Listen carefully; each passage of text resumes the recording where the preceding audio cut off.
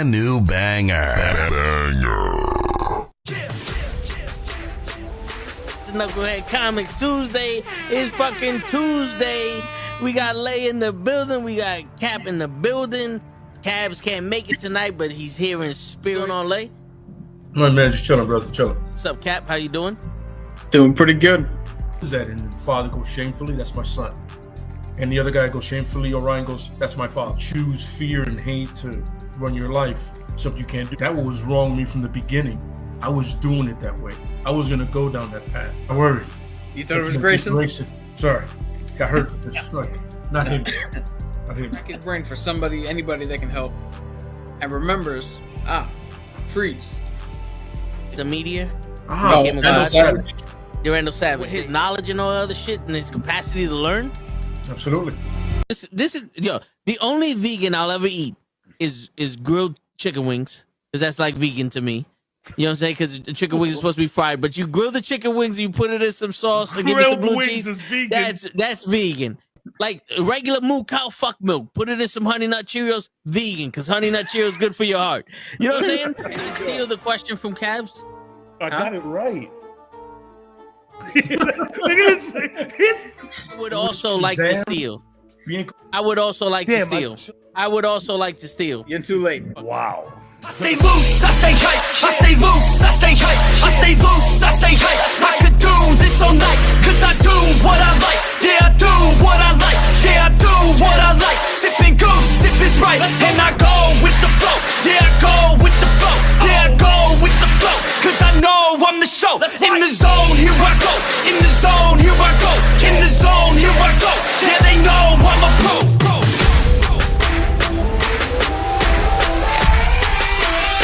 Let's go, let's go!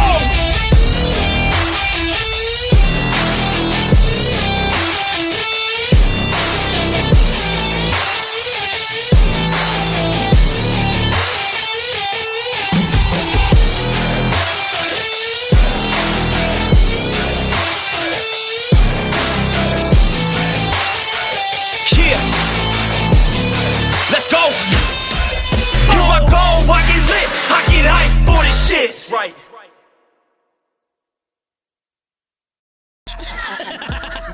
Word. He be like, I got a left elbow and a right elbow. I can break your face with an any elbow. Make sure that you get elbowed in your elbow with an elbow. Got the arm bar, get the phone ball, get around with the bomb ball.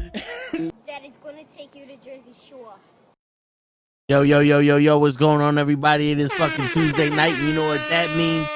We back in the building with Knucklehead Comics. What's going on, Cap? Not much, man. Got a special message in case certain people are watching, which they probably won't, but just for them. It's all good in the hood. But yeah, man, it's Tuesday night. We out here living our best lives. Shit, we got some theories that you know. You got a crazy theory. Yeah, I got a crazy theory. But you want to get into the theory? You want to get into? Oh, if there's any news, let's do that. If not, let's get into the review of the final 3 episodes of Iron Heart. All right. So you got some. All right, here goes some. I don't know if you know this. You probably do, and you know we all late to the game and all that. But Johnny Blaze claims to hate Daredevil just because he believes himself more suitable for the particular alias of Daredevil. Well, I mean, if you think about it, Johnny Blaze is a fucking Daredevil. That's what he does. He's a stunt writer like Evel Knievel. So in the grand scheme of things, I mean, it does make more sense that you'd call him Daredevil. I mean, he's a literal demon from hell. He's a literal daredevil stunt performer. The only thing Matt has in connection with the whole devil aesthetic is his Catholicism and his aesthetic, the choice of his look. Yeah. Okay, I get it. Did you know that the guy who played Victor Von Doom in the original Fantastic Four movies from Fox died? You told me that the other day, but I was not aware until you told me. Yeah, he was battling cancer apparently. Our condolences, of course, go out to his family and his friends, and anybody who knew him. Yeah, that's a big loss for Marvel, because not for nothing, he was a very good Doom. I think he played a better Doom than the one that was in Fantastic. Of course. What's up, Kenny? Yo, be more specific when you type. What show are you watching right now? And you're loving it. What's going on, You say show? show? No, he said show. I heard him. The I show heard you him too. watching? Yeah. I heard him too. Just making sure. I thought I was incorrect. I need to show up when he says show. But you do need to show up. Yo, Kenny, you know what? I'm so glad that you said that you're watching. I hope that you're not being sarcastic. If you can, either jump on or type out why exactly you, as you put, fucking love the show. I'm legitimately curious as to why.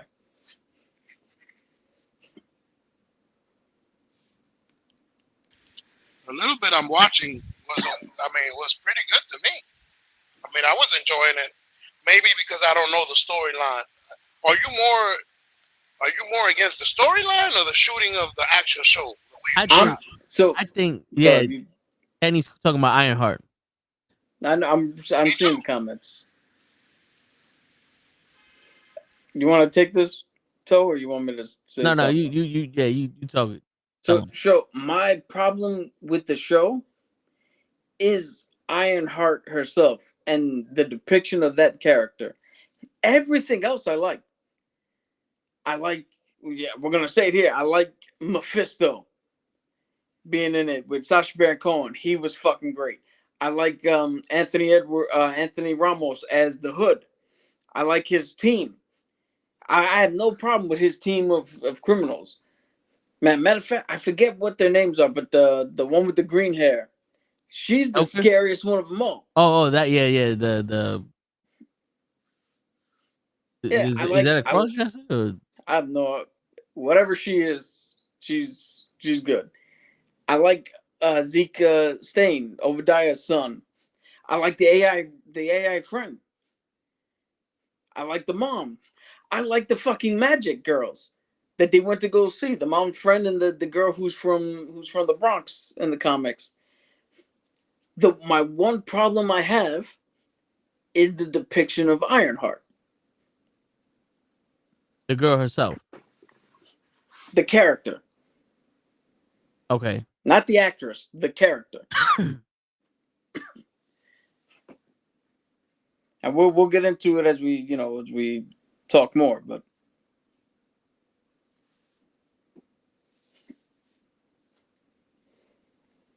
I also all right, so here's the thing. The first 3 episodes and the last 3 episodes feel like 2 completely different shows. And it's weird because the first 3 episodes, episode 1 and 2 is like and then episode 3, 4, 5, and 6 were progressively better. So it's like, okay, here goes the man, the myth, the legend, Kenny himself, everybody. oh shit. You called him. What up? So Look at that. So I said his name and he appeared. So I was listening to what Cap was saying, and I do agree, like with Cap when it came towards like her character wise, because like I'm on. Hold on, what? Because I had to pause the episode. I think what am I on right now? I am on episode 4, which is Bad Magic, right? And after a while, so I gave her character some leeway in like maybe the first 2 episodes in, right? And I'm just like, all right, eventually, like your character's gonna grow a little bit more, like the anxiety and all that other stuff was gonna go away, right? but now we're on episode 4, and it just, to me, and I don't know if Cap maybe might agree with this, but is it me, or is it just getting worse? It's getting worse, and I'm not gonna say nothing because I don't want to spoil shit for you. Wait until you get to episode 6. Right. So Like, I thought it was cool. Like, her best friend like came back as like this AI generated like program and stuff like that. I thought that was pretty cool. The hood and like the whole group like stealing shit. I thought that, I love it. I love like every single character that's there. But like, I do agree with you when I say it's just like, what type of development are you getting out of this character where it just seems like she's just spiraling down even more? yeah, dude. Yeah. Dude, here's the biggest for anybody who hasn't seen the show. This is the biggest example I can give. Right? She has these nodes attached to her frontal cortex, right? Her brain, essentially, and she drifts off, and the AI programming that she has goes into her cortex and takes the memory of her friend, which was front and center in her mind, Right. and creates the AI off of her friend. Mm-hmm. Right? As soon as the friend shows up, she's immediately like, you're a mistake. I gotta delete you. What the fuck are you doing here? I don't want you here. Now, if you're really that much of a genius, that much of an inventor, that much of a scientist, that much of something, you want to build something iconic, why is not your first instinct, how did this happen? Right. Let me look into why this was created before I determine if I need to delete you or not. Now, I bring that up because her mom, right? So Riri Williams locks the AI away in the laptop. The AI is trying to escape. She finds a projector and projects on a canvas that the mom is painting. Uh-huh. The mom instantly turned around and was like, "Oh shit, Riri made you?" And was open to the idea, like knowing full understanding that this has to be some projection that Riri put into it and not like the reincarnation of the fucking friend. Yep. Then when the mom was like, "Yo, can you do this but with your stepfather?" Yes. Instead of going, "Hey, let me look into how this happened," and maybe, she instantly was like, "No." Yeah. That was crazy. I was waiting for that. Like, are you gonna bring the guy back too? Like, what are we doing here? Like, you keep going back to the scene where both of them get shot in the was it the garage, right? Yeah. And I'm thinking to myself, I'm like, yo, I'm waiting for like the next episode. Like, yo, this dude is gonna come back because you guys are playing this scene way too much for no reason at all. And I'm thinking, like, yo, they're gonna bring the guy back. Now, I don't know, maybe it'll come back around, I think, in the next one. So I don't know, maybe like you guys could, I know I got like 2 more episodes left, and it's fine if you spoil stuff for me or whatever. But do they plan to make a season 2 of this? Or so I don't know if they're planning to, but the way it ends makes it seem like it, because there's a big question. Okay. That it leaves off on a big question as to the ramifications of something. Okay. I'll leave it at that. I got a question for you guys on that same topic before I forget, because y'all making it seem like time travel, like I'm saying with her father. If you weren't able to bring everybody back as a hologram, it might get a little too much. Like, okay, if you die, we'll just bring you back, type of shit. No. So like time travel. Well, so here's the thing. This is why I'm saying that it's frustrating. Riri's acting as if her friend reincarnated in this fucking AI, instead of figuring out why the AI chose this image, and she's not coming to the understanding that she didn't bring her friend back as an AI. The AI adapted itself to something it thinks she would be the most comfortable with, i.e., her friend. Right. So if she did one for her stepfather, it wouldn't be like bringing back the stepfather. It'll be like when a parent dies, so you give the kid a teddy bear that when it squeezes, it talks like the parent. Yeah. It'll just be something that's comforting, that could be there as a hey, I miss you. Right. Bring up the AI for a second. You know, and then she calls her a glitch. Where, to be honest with you, it should have been an anomaly, Yeah. because when she brought up the subject to Abadiah Stain's son, Zeke, he said that's impossible. And she did it off of like dirty energy from her building. And then she tried to replicate it off of the clean energy that she had in Zeke's lab, and it didn't work. Like, she never once named like, yo, this is an anomaly, and we may never be able to reproduce this shit. So I have to make sure that I keep you. You know what I'm saying? Because when what happens, it would have been more effective. You know what I'm saying? Yeah. I don't want to ruin what's going on for Kenny, but you know, like, my thing was, yo, Kenny, you're on episode 4. That's the beginning of like them shit's getting good. Yeah. So right now they're at the magic shop with the woman that looks like Erica Badu. Isn't that the girl from a different world? Yes. Yeah. Yes. Yo, I like his. See, this is the thing, right? People are gonna hear what I'm saying, and they're thinking that I'm not liking the show, and they're gonna lump me in with the whole people that are like, "This is woke fucking MCU." No, Right. I like the mom. I like the friend, the magic lady, and the daughter. I like the Right. fact that the mom studied at Hermitage, but the daughter was too young, so she's an amalgamation of what she learned from Hermitage, what she learned from basic witchcraft, what she that she has her own thing, because in the comics, Brother Voodoo has his own thing, and there's another fucking guy. I forget his name, but he's another dude who was at one point supposed to be the Sorcerer Supreme from the Bronx. This Spanish dude who has his own type of magic too. So it's not out of the realm of the comics, not out of the realm of possibilities that people can create their own type of magic that fits them. And they go to show that she didn't create her own magic and has a full fucking handle on it. She's still learning. None of this is like guaranteed with her. Yeah.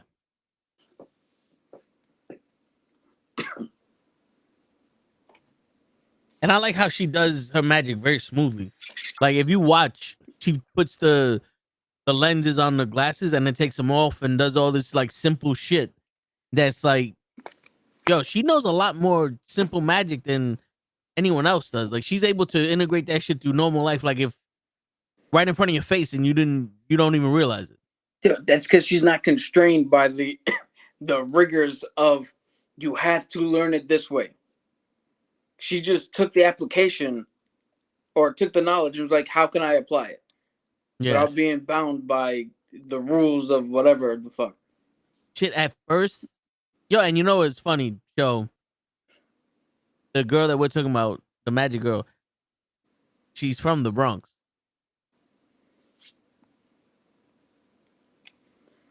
Yeah, I don't know what she's doing in Chicago, but Hey, I don't know, but she's from either she's from the Bronx or she want to be from the Bronx. Something like that. Yeah, you'll see later on, Kenny. She wears a "I Love Bronx" Yeah. t-shirt. No, you know why, right? You know why she's wearing that, right? Why? So that's an actual store in the Bronx. Really? Yes. Oh shit! I didn't know that. Yeah, they filmed that in this store. I think where's the fuck is the name? Where's the name of this store? I think it's called the Bronx Native or something. I'm gonna send you the link to their IG. But Okay. that scene was shot in New York. Like, it was shot in the Bronx because they were talking about the store and how it made an appearance in the Marvel show. And I was like, oh shit. I was like, I remember that store. That shit's in Grand Concourse. Oh shit! You might have to get some magic over there, Cap. This man is from the Bronx and he ain't even know. He fake. Because yo, listen, you can call me fake all I want, but I live by the 3 rules: 1, mind your fucking business; 2, you don't go anywhere you don't belong; and 3, shut the fuck up. Facts. He's a real Bronx nigga. I can guarantee you he doesn't live by that 3rd rule. No, I don't.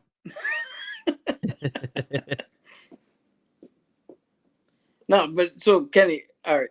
Outside of agreeing with me on that, because I explained what I like about the show. So get into what you like about the show. I mean, me, I want to know. I like what's the guy's character? What's the guy's name? His actual name? Who's playing Hood? Oh, Anthony Ramos. Yes, I love I love the way he's portraying this character right now. Like the more, like I'm more invested in his character, and want to know more than anything else. Yeah, I can So see that.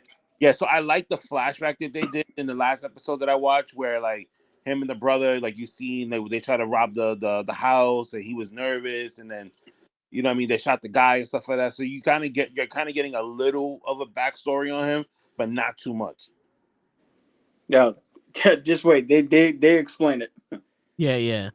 Is it like the last? You know what's funny? I think that's the reason why these last few episodes are the best, because it's not about Ironheart. It's more about him and the Right. decision he made and what his plan actually was. Right. So I think that's what made it more compelling. Because I'm sorry. yeah, well, no, I was gonna say because Ironheart's story is kind of weak. Right. Again, No, you're right. So I hope, and it's just me. I don't know anybody else. I know there was like mad people online that like just.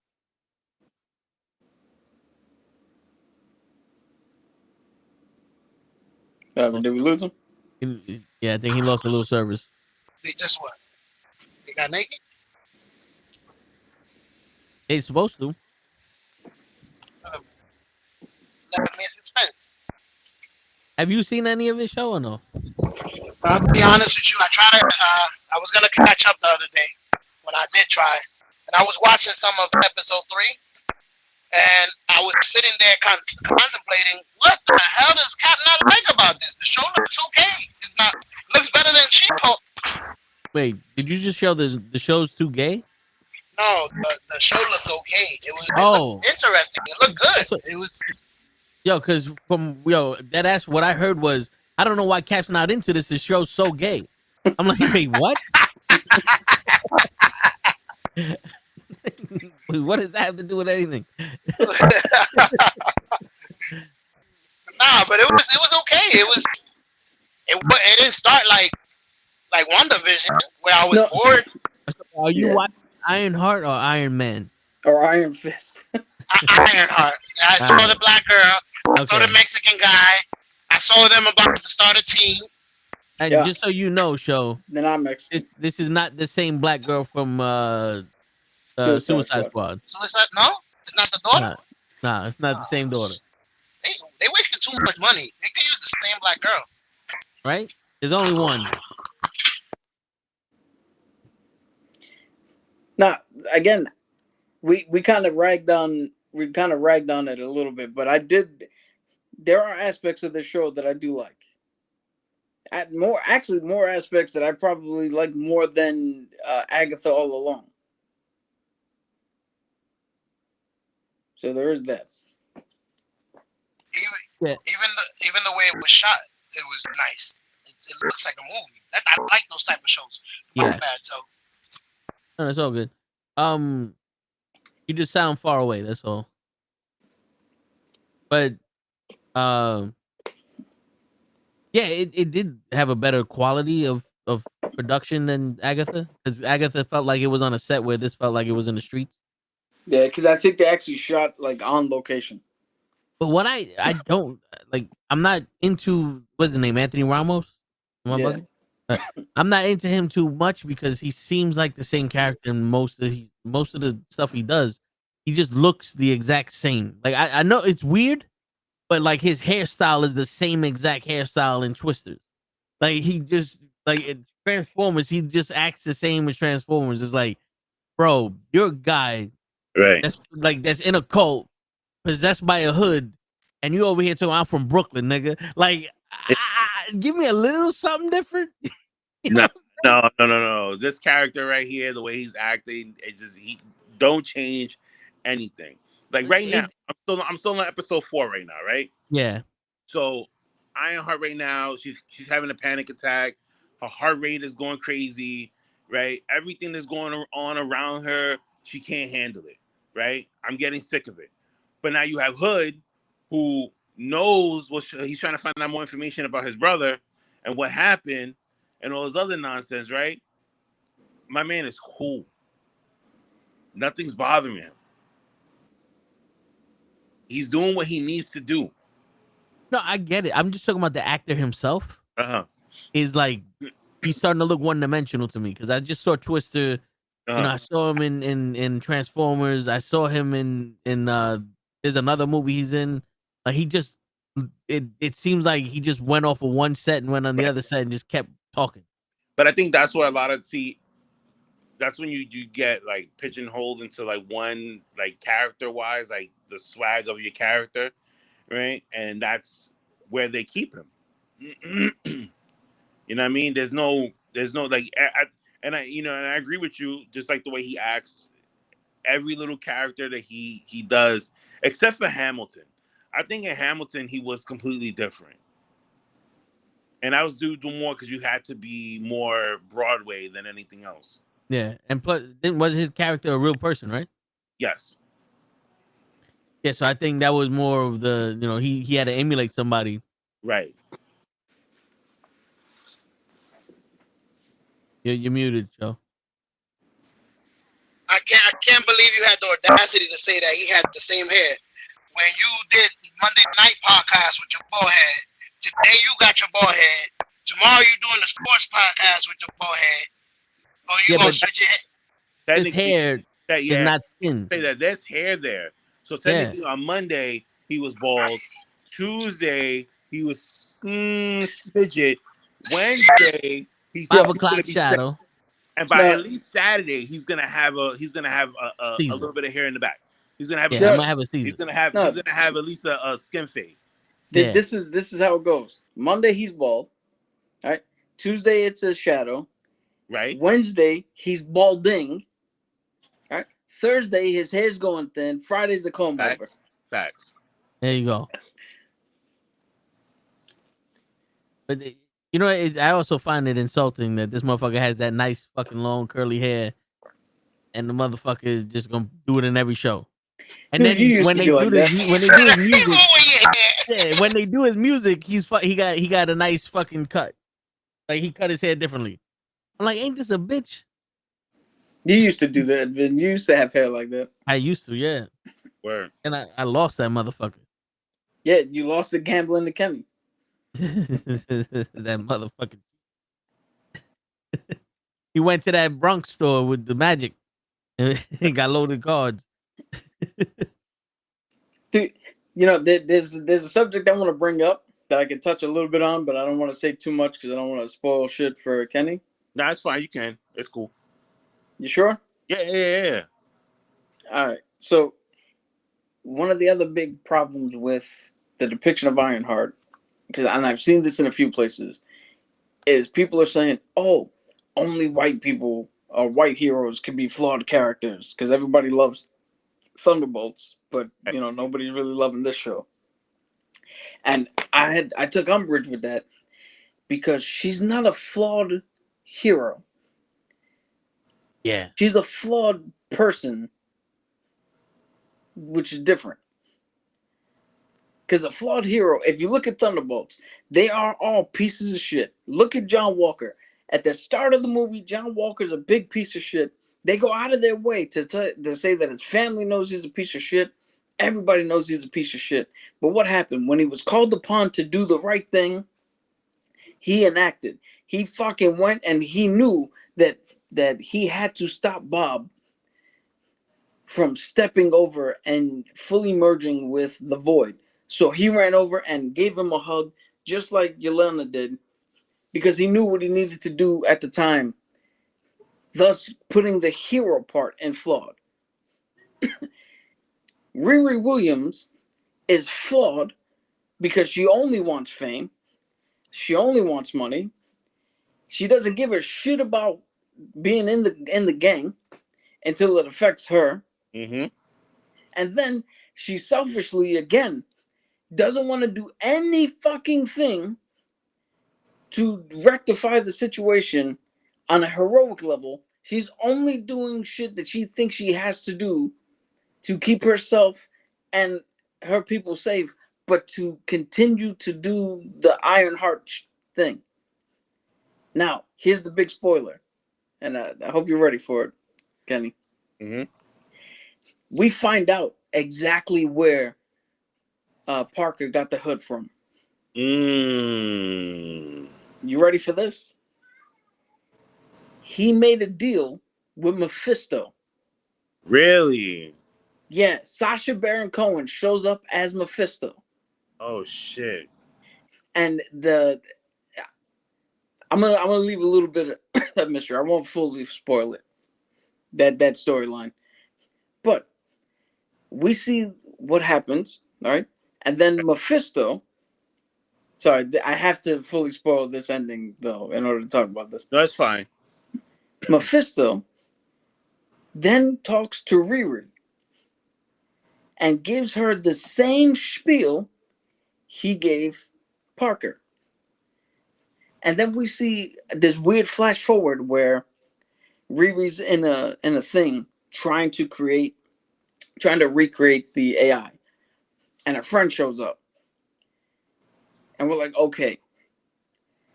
She didn't buy into Mephisto's bullshit. She created the AI. She goes up to hug her. Or no, she goes up to him like, oh, I've been waiting to say this. Run diagnostic. And her friend's like, what the fuck are you talking about? And pushes her. Literally touches her. She's like, how the fuck did you do that? She's like, I'm real. And it goes back to Mephisto, and he's talking to her. He got his hand out. It cuts back again.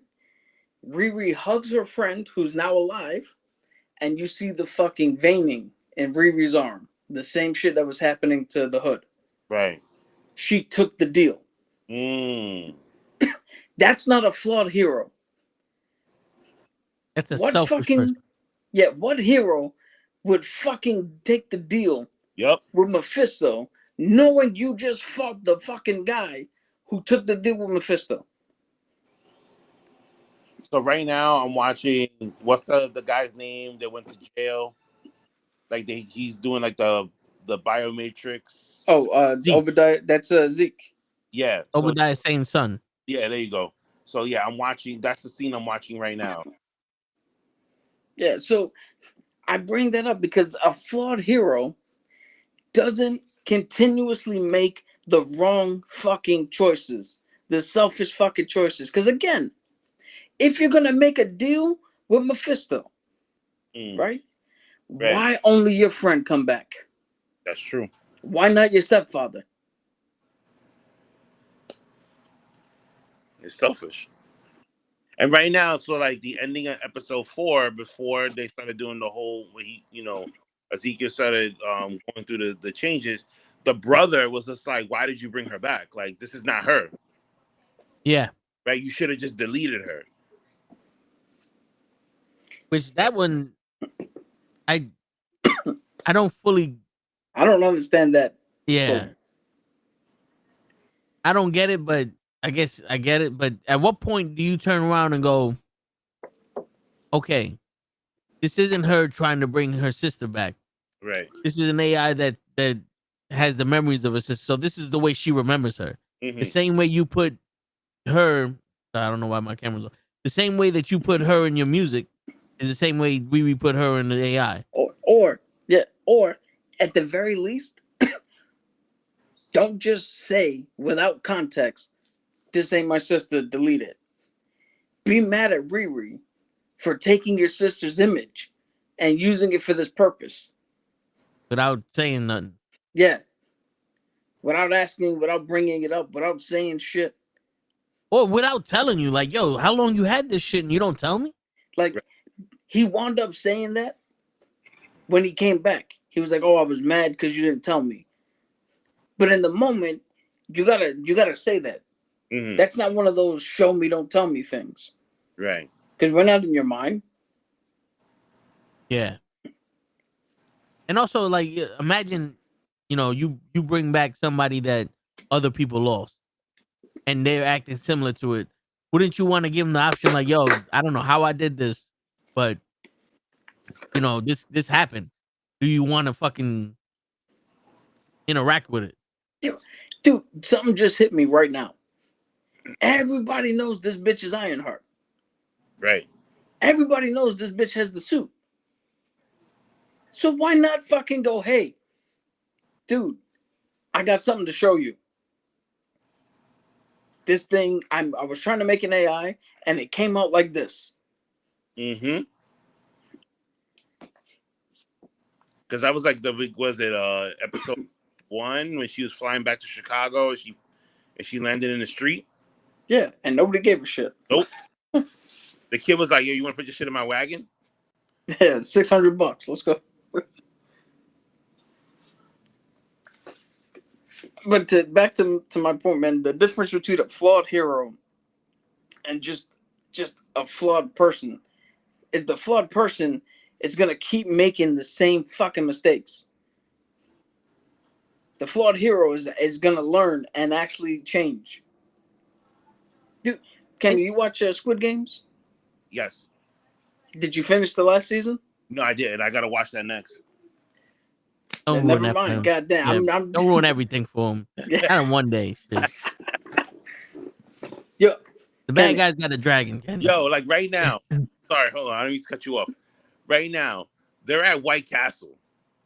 Yeah. This White Castle is in Harlem.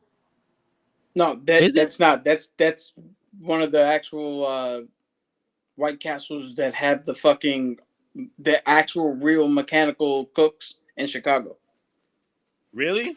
Yeah. That looks like the same one that there's over by 116th Street. Dude, all White Castles are built the same. Oh, okay. I was like, yeah. Yeah, White Castle sign, in the front. I was about to say that should look like the one on 116th Street.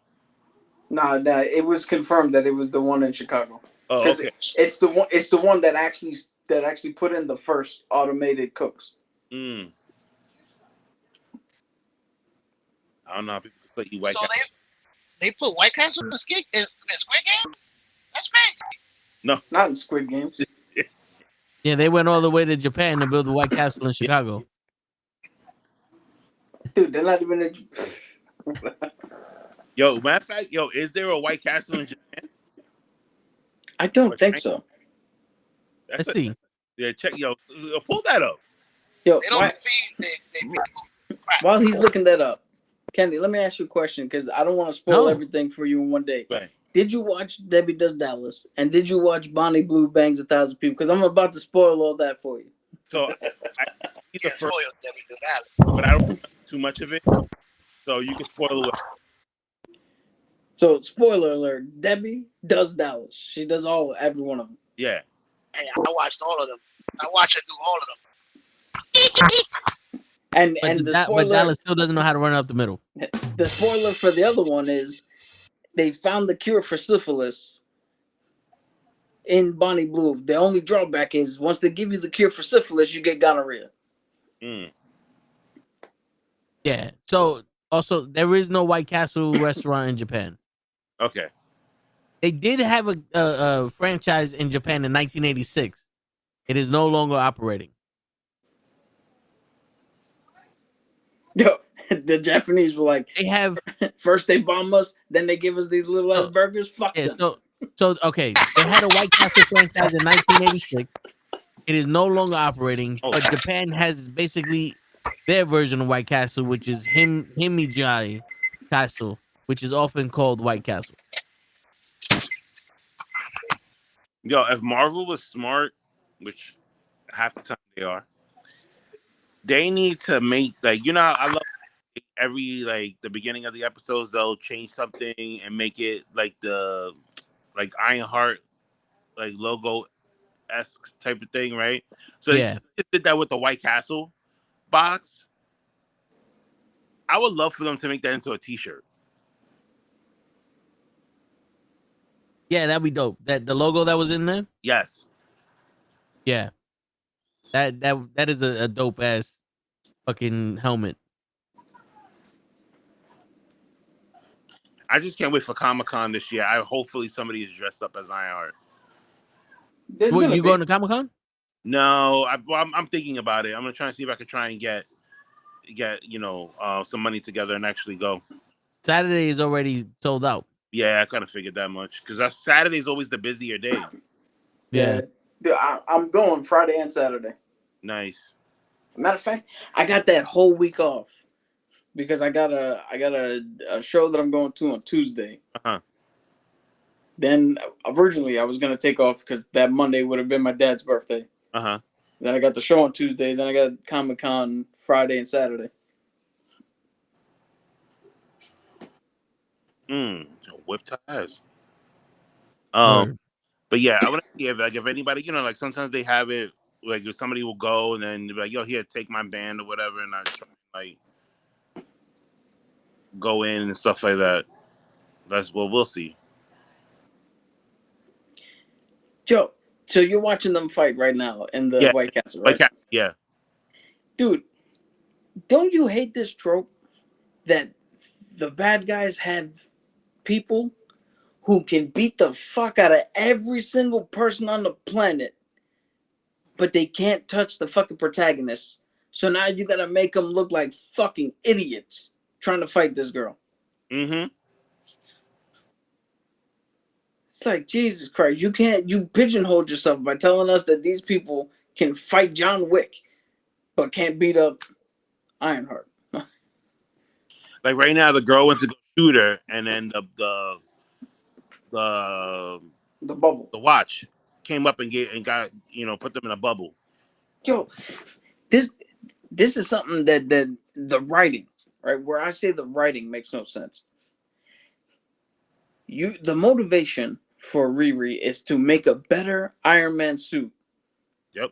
Than anybody else can. Something iconic, because her friend and her stepfather died in a drive-by shooting or some type of gang shooting, right? You already have the fucking bubble that as soon as it hears a gunshot, even from a TV, instantaneously surrounds and protects. Why is that not your fucking thing? Your iconic thing where you can hand it to every single person. Because even if the gang members have it and they try to shoot, you see it. The bullet stops itself within your fucking containment. The lives you would fucking save. The collateral damage that will be brought down by everybody who could put that on. And as soon as gunshots go off, everybody's fucking secure in their fucking bubble. How is that not the fucking iconic thing you want to be known for? The shit that directly ties to what happened to you. Huh, show? Riddle me that, Batman. That would be such a dope concept for real life. There's two people shooting at each other with the bubble. What's up? We never gonna kill each other, bro. We got this stupid bubble now. Damn. That shit would be dope. I like it. Yeah, I'll be right back. Good idea. Somebody got to do it. Shit. Yeah, and then you get the AI, where apparently that shit could do the same shit that Jarvis does. Why wouldn't you put that in shit? Imagine you have an AI that can diagnose car, issues.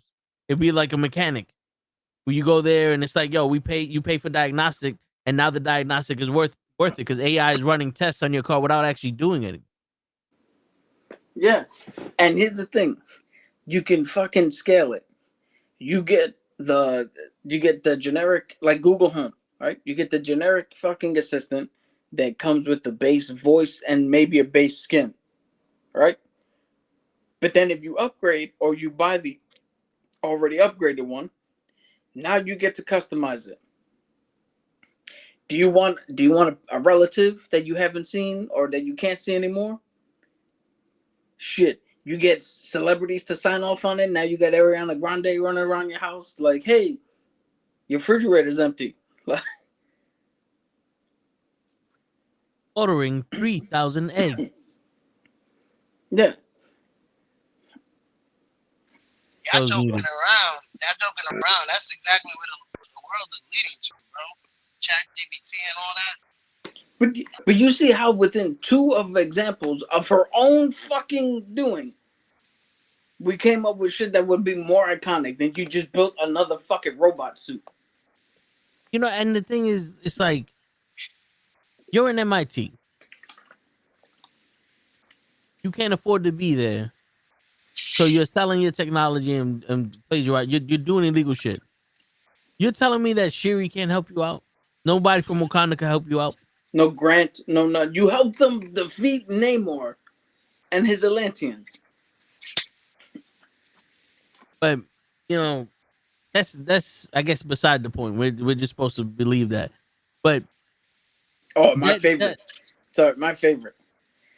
Tony Stark's a billionaire. He had all these advantages. Okay, he turned an arc reactor into the shit that stopped the metal from getting to his heart in a cave with scraps. The famous line, right?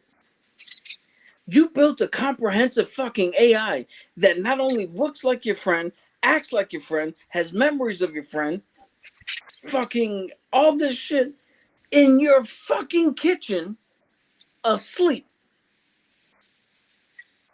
Is that what? Are we not? Are we not now calling you the same level now? no, That he didn't have billions of dollars to build that shit in a cave. You didn't have billions of dollars to do that shit in your kitchen. just a girl. Cap. Just a girl. The See, famous line. I feel like I'm bashing this too much, man, because Sacha Baron Cohen was the perfect person to play Mephisto. He was fucking great in every scene he was in. I can't praise him enough. He was fucking good. That he played it exactly the way it should have been played. Like a fiddle. And now, do you want to explain to them what you saw on the spoon? No, so I mean, let's go back a little bit. Like, she fights off the twins and And Joker Clown. and Clown, and she tells him like, "Yo, he's the one who killed Rampage." They don't believe him. They go back. They challenge the shit. My man fires everybody. That whole shit about this being fucking family, gone. But then that makes sense because it's almost like a drug addict. That hood is controlling him. He's searching for power and all that other shit, and he's losing it. So that makes sense. No one else came back for him though. Like, Clown didn't come back and like, yo, fuck that. You killed Rampage. That was my boy. I'm gonna fucking go after you, or something, or like, yo, bro, there's something wrong with you. We're gonna try to help you out. None of that. And then we find out what his what the actual plan was. I don't want to ruin it for show because show's not gonna pay attention now. We need him to pay attention. But you get that part. And say, okay, all right, now we get it, but I still don't get it because you didn't give us enough of the dynamic between the two people for me to be emotionally involved in it. You know what I'm saying? Like, if you would have showed that this guy valued money more than him, and that's why he's like, I want to take everything from you because you think that shit's more important than me, and that he's willing to give everything up for that. Okay, cool, I get it. Now I get your motivation. It's like, okay, it's stupid, but it's righteous.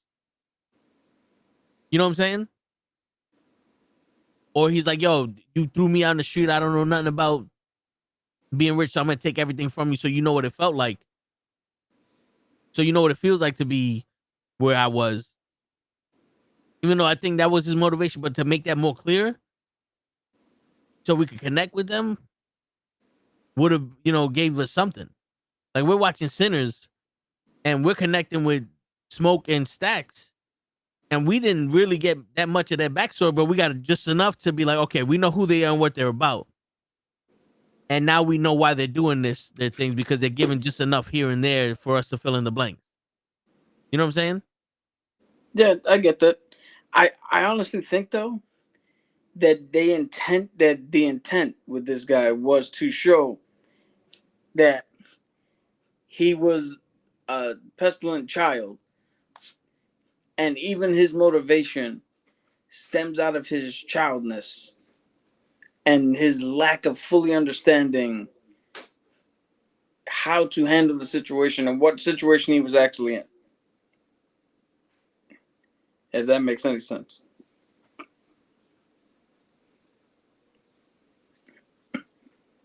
What do you think, Joe?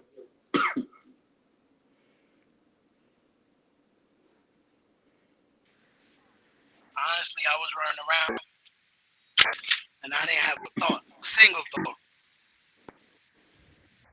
But I've been listening to everything y'all say. I'm trying to, since I haven't watched the show, I haven't been able to say much, but I'm trying to participate as much as I can. Sorry. No, I got you. It's just I heard Toe leave his room for a second, so I'm trying to fill the space before it gets back to respond.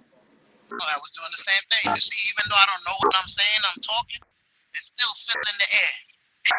Yo, don't put nothing in the air, bro. Last time you put something in the air, it smelled like that for 3 days. That is true.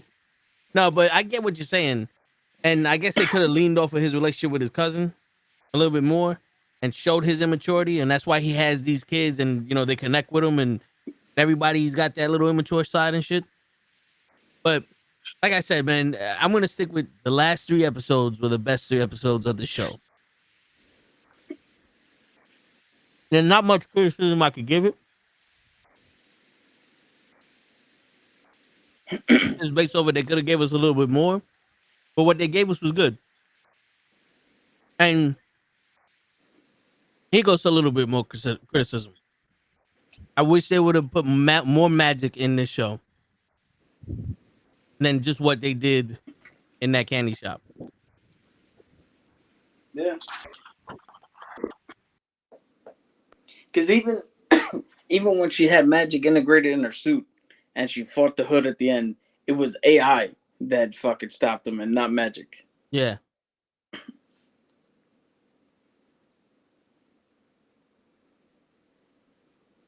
Because it would have been dope if they would have made rules for it. It's like, yo, magic is going to take something from you, but it's going to just give you energy. So your beams are going to be stronger and blah, blah, blah, blah, blah. Or like you can do magic, but you have to do these incantations. And it's like the AI is doing incantations for her. Something where it's like, oh, you just fucking smacked the floor and made a bubble. Like, is this Wanda's fucking where they made those things and now you can't do magic inside of her zone?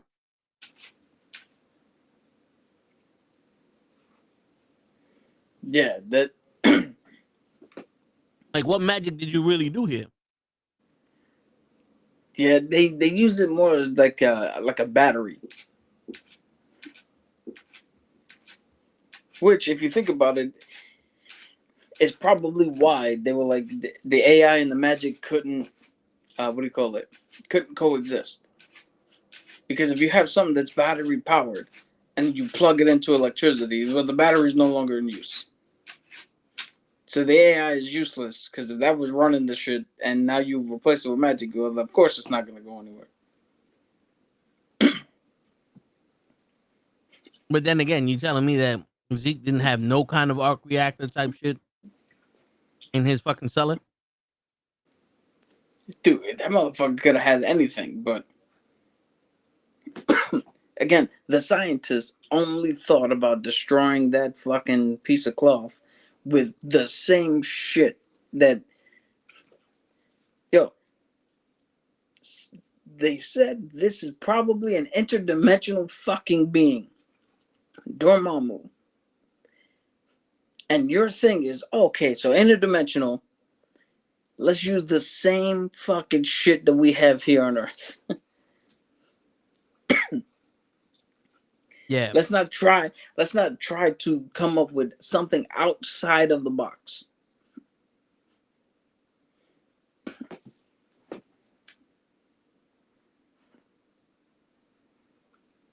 Like, that would have been a perfect thing to be like, all right, let's integrate some of my tech and your magic and let's see what the fuck we can do. Right?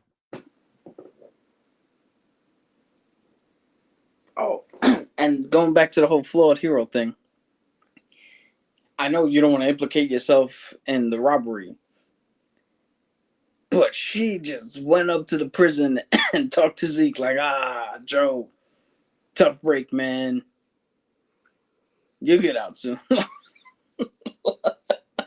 Yeah. Like, what? probably would have been better had she not gone up. Word. Did she not learn anything? I don't think so. Because I think. Remember when I said I wanted her to deal with someone smarter than her that's gonna outwit her? Yeah. Imagine Mephisto playing her for a fiddle, playing her for the fool. You know, like Yeah. Mephisto notices that she's smart and she can actually beat the hood. So he's like, all right, let me put her in a situation where he could kill her, but she could kill him, and she does it. He's like, you're doing everything I want. I can make this better for you. I can make it like you never killed homeboy, and then you get your friend back. All you gotta do is give me something that you don't, something like that to show that she doesn't learn. She just thinks she's smarter than everybody. That's why in MIT she got kicked out, because she thinks she needs to explain what she's doing to the teachers.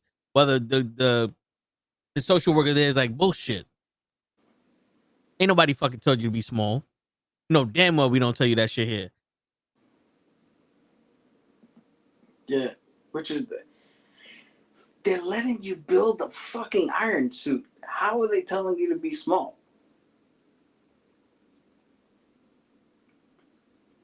But that could be her flaw. She thinks she knows better than everything else. And then her killing the hood and making a deal with Mephisto could be her fucking, what is that shit called? Her nexus point. Could be. That could be the thing that makes her change into this. Nah, we were taking the easy way out. You know what I'm saying? And bro, there's so many people that are tied with Mephisto that you can have her with. You could fuck around and have the Midnight Suns go after Mephisto. You could have fucking Ghost Rider, Doctor Doom. Cause he wasn't he fighting Mephisto every year to get his mom's soul back? Yeah. And like, there's so much shit you could do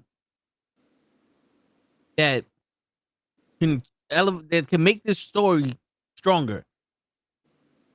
Like, imagine we're in a like, yo, the TVA was a realm where everybody, different worlds, different timelines, different versions of people.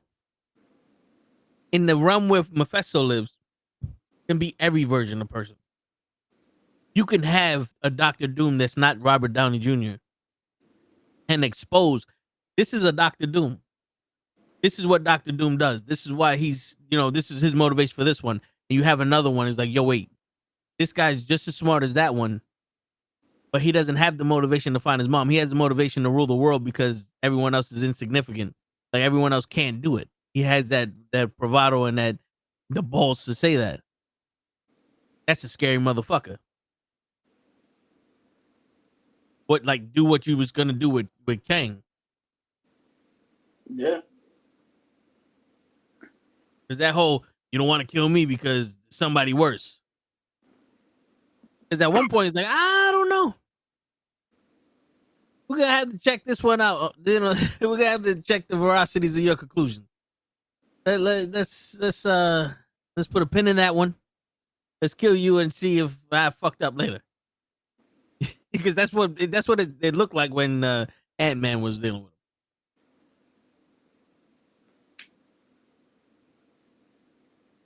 You know?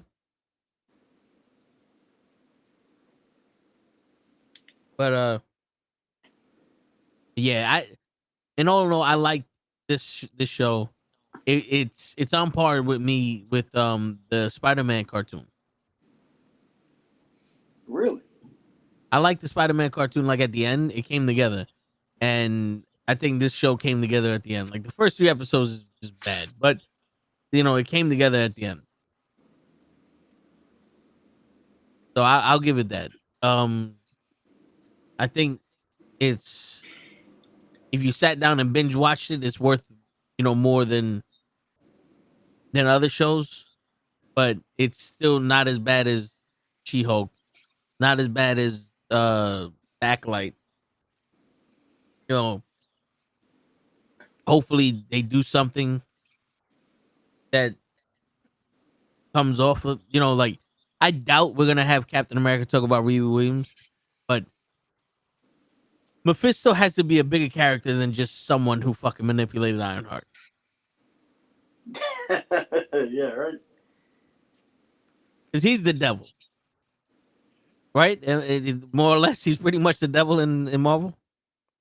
So he's actually a cosmic character that became Marvel's stand-in for the devil. He originally was just messing around with Thanos. Was he the one that was manipulating Thanos to kill the half the universe so Death could fall in love with him? No, that Thanos did that on his own. Uh, I thought he was doing that to impress Lady Death. yeah, that's what I was just saying. I just said it in a different way. I was suggesting that Mephisto try to convince Thanos to do all that so Lady Death can like him. Is Lady Like Death a friend. Darkseid or What? Darkseid? Is Lady Death Darkseid? Darkseid is DC character. Damn, I'm fucking up. Right? They're very similar. One's a god and one's a titan. The difference: you can't kill a titan. You can't kill a god. But you could kill a Titan. Yeah. It's weird though. It's like Darkseid is so powerful that he could kill Superman, or like he fuck up Superman, and it's like at this point it's incomprehensible. Like, I can't comprehend the fact that somebody could fuck up Superman like that. The Superman is Superman is Goku. Yeah. Now, like, I want to meet the man that fuck up Mike Larry. And the thing is, they keep stopping him from doing what he wants to do. Yeah. Motherfuckers.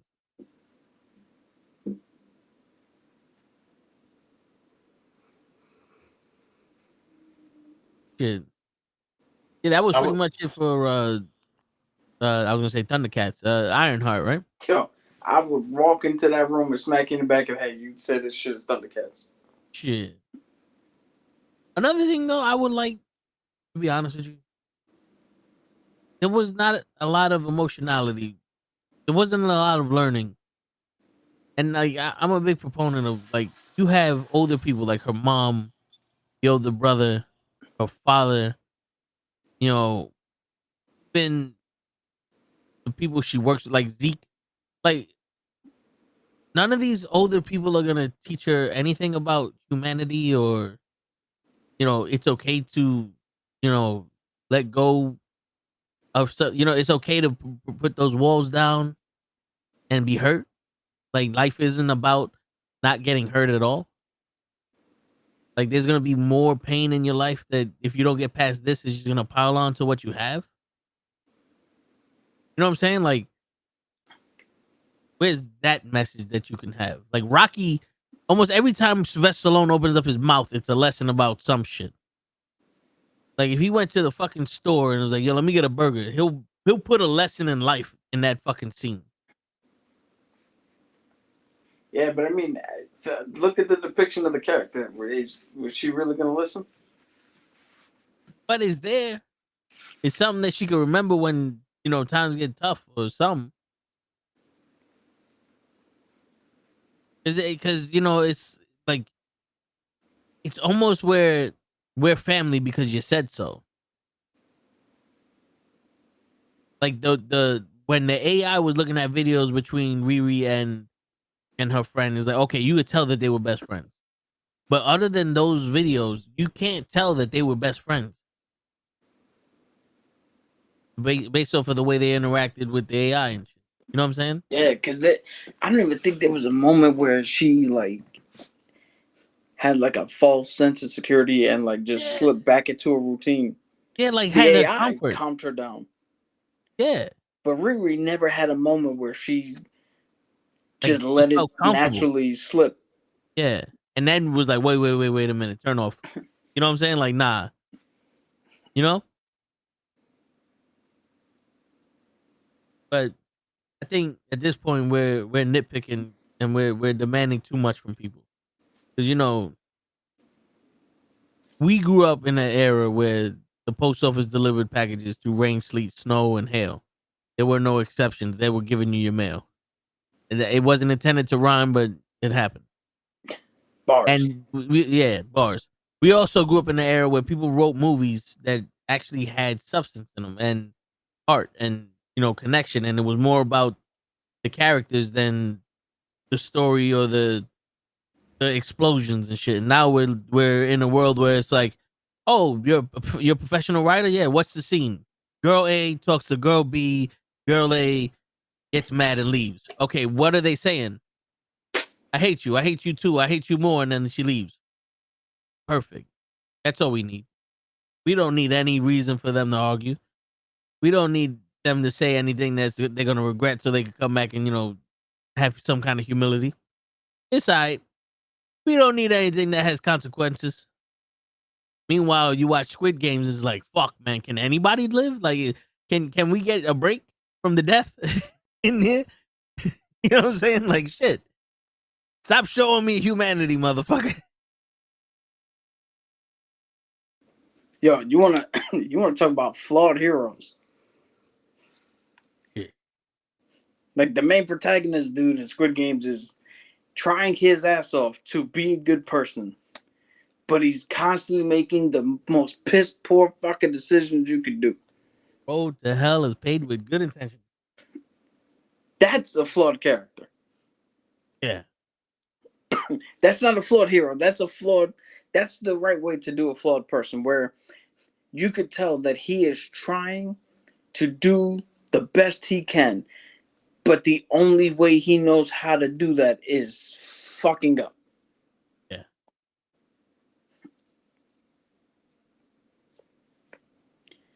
Because by the end of that one, I was with his when they went to go give the daughter the money in the suit. I was with her. It's like, yo, this man cared more about some random little fucking kid than living his life with his own fucking daughter, just so he can get everyone killed. Yep. Yo, I gotta say this on. I gotta put this on record here. He went to stop the games. All right, there was a point in time where they were like, hey, the team that wants to stay is gonna come over here to the team that wants to leave, and they're gonna kill us. If we kill them, we get to fucking leave the island. My man said no, nobody dies, and then proceeded to watch his team get slaughtered by the team who wanted to stay, so he could create an opening to lead a revolution that failed and got everybody killed. So now, do you think he learned his lesson? No, because in the last game, when they were like, well, fuck, we gotta kill one person per round. And what do you call it? You just killed this dude, so now who the fuck are we gonna do? And everybody else went, fuck it, we'll beat the shit out of this guy, we'll drag him to the other thing, and we'll throw him off, and then what was it, like 6 of them get to live? My man said, no, beating him is wrong. So instead of 6 of us getting to live, everybody but the baby must die. What? Yeah. I count him just as fucking stupid as Riri. Yeah. He, as much as I like Squid Game, I joke that I hate Squid Games because of how emotional it is. But his choices literally made me go, nah, I'm not watching another fucking season that this shit comes out.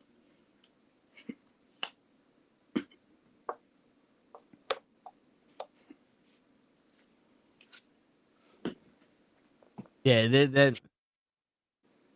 that was just straight up fucking.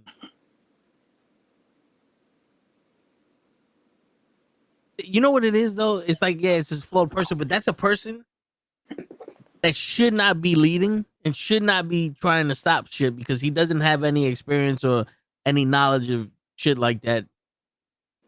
Taking that, stepping up. That's there goes your example of the wrong person stepped up here. Now, but here's how good the writing is. Because when you watch the totality of it, yes, the wrong person stepped up and got everybody killed. But the writing is so good. If they fucking listened to him, they all would have been fucking safe. Yeah. But the greed of man overtook. That's why it's one of the 7 deadly sins. Greed. Shit. Speaking of greed, Joe, I know you there. You just started looking. You want to Yo. hear? You want to hear my theory? Are you on the way home? No, I'm in the truck. Oh, all right. You want to hear my theory? How the Matrix and John Wick can interconnect with each other? Let's hear it. All right. So we have to start at the beginning. Neo, Mr. Anderson, is a hacker that is giving off programs to people, selling his work pretty much like we was, but you know he's giving up his work to people that's selling things to rob whatever the fuck. That programming there was designed to keep him in an area of comfort because he turned out to be someone who can read the Matrix, who can manipulate the Matrix, and can also dictate where the Matrix goes. So once they Morpheus and Trinity opened up his eyes to a possibility that he himself was a fucking mathematical equation inside of a computer program, it opened up his mind saying, oh shit, what if this is the case? Right? This is me oversimplifying it, but it's like, what if this is the case? Right? So it sparks interest in the mind of what the Matrix already programmed as a hacker. So you tell a hacker he can hack his own brain and hack this whole world, he's gonna be interested in it. Follow the white rabbit. It takes him out of his shell of staying home, not doing nothing. He goes to White Rabbit. He talks to Trinity. They open up his mind. They force him to stay, and it pushes him away. He starts to realize what he can do. He gets out of the Matrix. He sees the real world. He starts connecting with the machines. Because that's what he could do.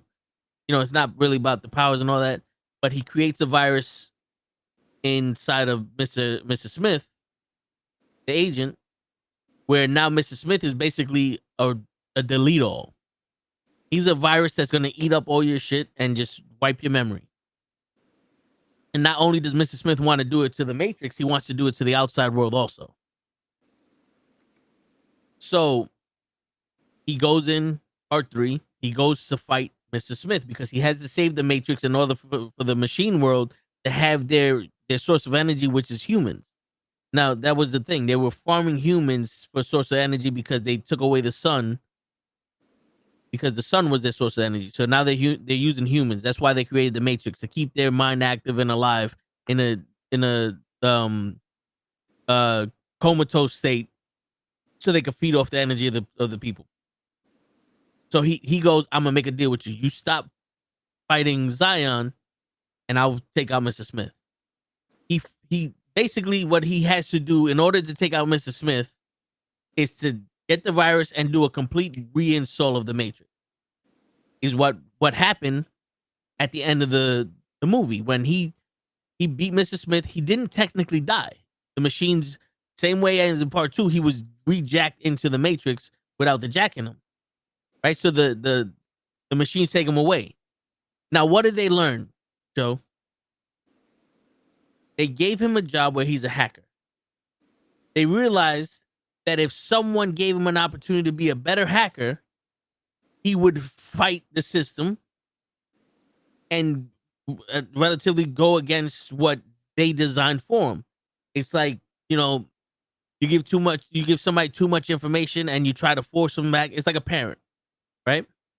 So they go, we got him back in the Matrix. In order to stop this, we have to reprogram his memories. So here goes John Wick. He just lost Trinity going to the machine world when they crashed. Trinity died. So let's let him mourn the death of Trinity. The beginning of John Wick, he loses his wife. Right? He loses his wife. He's watching the video of him and his wife at the beach, watching the sunset. The last thing Trinity saw before she died was the sunset in real life. She went into the sky, over the clouds. She saw the sunset. They go into the machine world. They crash. A bar goes in between and she dies. Neo can't see that because he's blinded. So now they're in the beach with the sunset, and that's what he's watching. She dies. He's in there. He's mourning the death of her. They give him a dog.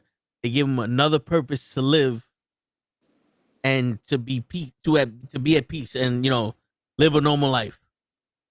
What happens? Someone comes and kills the dog and takes away his car.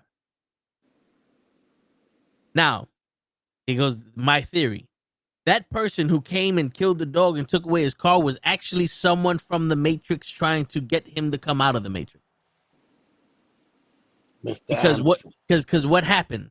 He went back to his lifestyle as being an assassin to get revenge from the guy who killed his dog and stole his car. We already know that once he gets deeper into being a hacker and you can show him bigger things, he's gonna rebel, right? So you bring him back into the lifestyle of being an assassin. So when he gets in there, you have the people from the concierge, and then John Leguizamo helps him, and the Green Goblin help him. I'm proposing the Green Goblin. What's his name? Voight? No, not Voight. Cap. What's his name? Yeah. The guy that looks like Seal? No, you talk about the actual actor? Yeah. William Dafoe. William Dafoe. He in part 1 of John Wick, he was John Wick's boy. He was the one that shot the sniper rifle to wake him up so the girl didn't kill him. Right? He is an agent. The concierge is an agent. So is the Continental. The head of the Continental. Right? We got rules. You can't do business in the Continental. But who comes to try to take him out of his state? The assassin. What was the reverse? The agents were trying to take him out and stop him from going anywhere. So if they wrote it that all the good guys that are trying to pull him out are trying to take him out of trying to kill him instead of trying to persuade him to do shit, it would bring him further away from them. That's reversing the story. So the more that William Dafoe helps him go into being an assassin, or like they prevent other people getting close to him, the more they can go, everyone around you is going to kill you.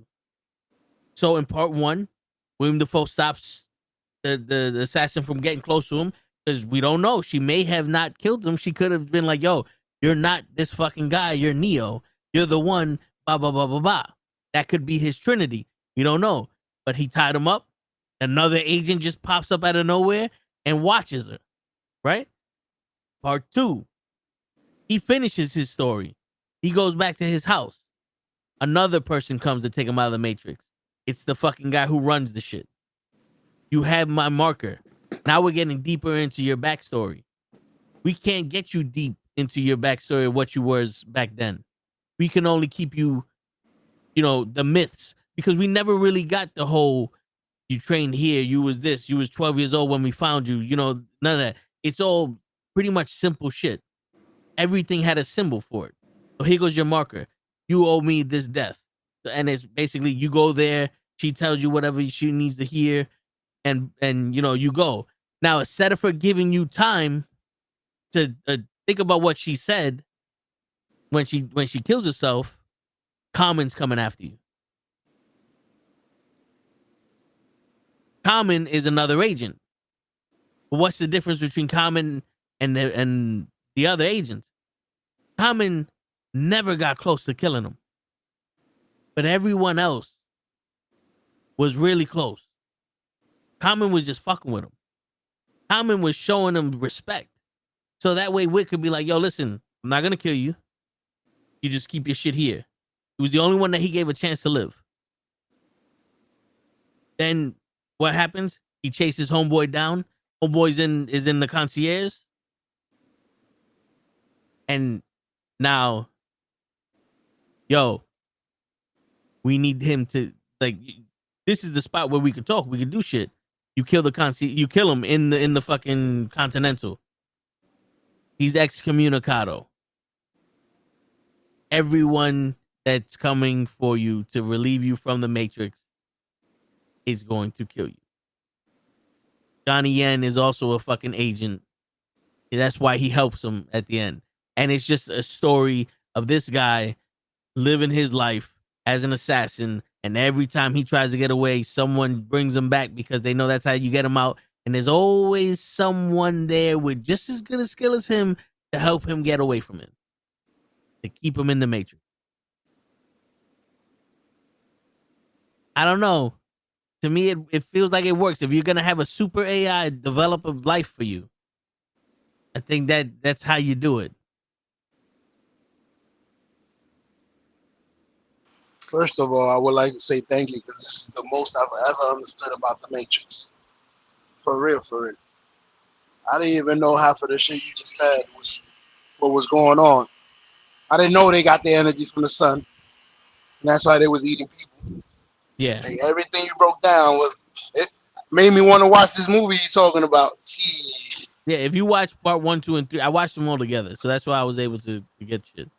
You have in the Matrix vampires, ghosts, werewolves, all different types of species. All the legends that you heard growing up, they were in all these different iterations of the Matrix.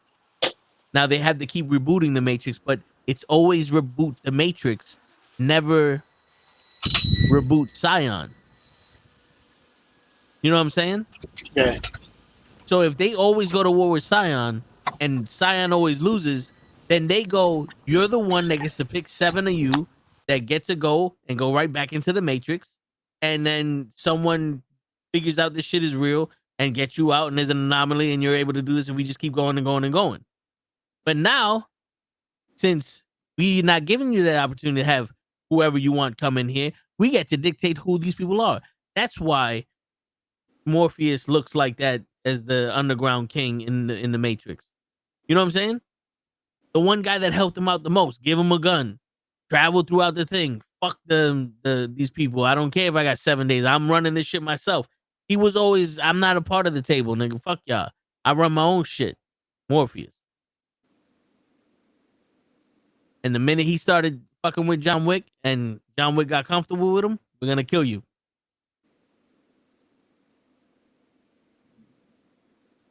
What do you think, Cap? I mean, that sounds like something better than we got with Matrix Revisited. Yeah, definitely. I mean, that makes sense to play on all those emotions. That's why he's so good at fucking. That's why the Baba Yaga is so good at fighting and shooting, because he had all those programs downloaded into his head. And that's why Common can get stabbed in the fucking heart and never be seen again. Yeah. That's why he can take all those bullet the shots and fall off all those roofs and never get hurt. Because in at least in John Wick 1 and 2. No, John Wick 1, 2, and 3 happened in 7 days. Yeah. And then in the third one, didn't he have to go see somebody to like staple a stab wound or some shit? Yeah. It was the same the key maker. Yeah. He had to go see the key maker to go help him with his wounds. So you heard it here from first, man. John Wick and the Matrix confirmed. Yo, because think about it. Who did he trust the most? The doctor, the keymaker, and the king of the fucking underworld, Morpheus. And who would be a great stand-in for the Merovingian? The fucking The guy who runs the Continental. yeah. Because he makes all the rules. Yep. And as you were saying, how the Merovingian doesn't really follow what the fuck the creator was doing, that Colonel Sanders looking motherfucker. Yep. The Continental didn't run with what the High Table was saying. Yeah. And what do you keep away from John Wick? The Oracle. What? The Oracle. You keep her away from him. Is the one thing that she said to John Wick that no one really caught, that John Wick didn't really catch, was, "You're not the one, not in this lifetime." Basically saying you have to die for you to become the one. You have to be separated from this world to become the one, because you're technically not supposed to be connected to this matrix.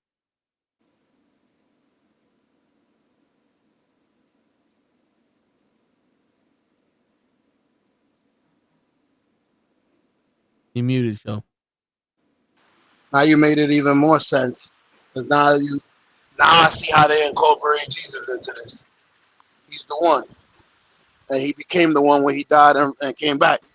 Yeah, which I have a feeling, like, you tell me if this has been said before, but you know how they say Jesus died and then 3 days later he was resurrected? Yeah. You think that based off of Jesus died and then 3 days later people started spreading the word of Jesus and that's how he was resurrected? It's hard to tell. I think what happened was it's interpreted as 3 days later Jesus literally walked out of the fucking cave and went. But I think if you read it, I think what actually happened is they put him in the cave and somebody went to check 3 days later and he wasn't there. Yeah, his body disappeared. So the story then became, oh, he must have because dead bodies don't just get up and move, so he must have got up and rose again and fucking left. But I think if we really get into it, and I know this isn't really what this discussion is going into, but what probably happened was they put him in the cave, and then his disciples went in and got him and moved him and actually buried him somewhere. And then nobody just fucking checked until that third day where somebody was like, yo, let me go check on this dude. But he was already gone because they had already took him. Yeah. What up, Tyson? What up, Mr. Loki? See, that's the issue though. The problem is when he was resurrected, he actually showed up to people's houses and stuff like that as a spirit. Like, yo, I'm out. Like, he promised them, when I die, I'm not gonna die. And then after he died, he resurrected and actually showed up as the spirit. Like, yo, I'm chilling. My body's not even there. No, because, if you really think about it, like, if you put perspective in death by itself, when you lose someone you really love, you mourn them. And then after a while, you start remembering the shit they used to do. You start doing things like, yo, you could feel their presence. And then maybe that, like, because I was like, maybe that's what they meant by he rose again the third day, where people started going, I believed in everything this man was, so I'm going to spread the word of because he sacrificed himself for us. So I'm going to take on his mission and do that. And that's how he came back through the lives of other people. It could very well be this. There's no concrete like evidence. This is it. It's all interpretation. Yeah.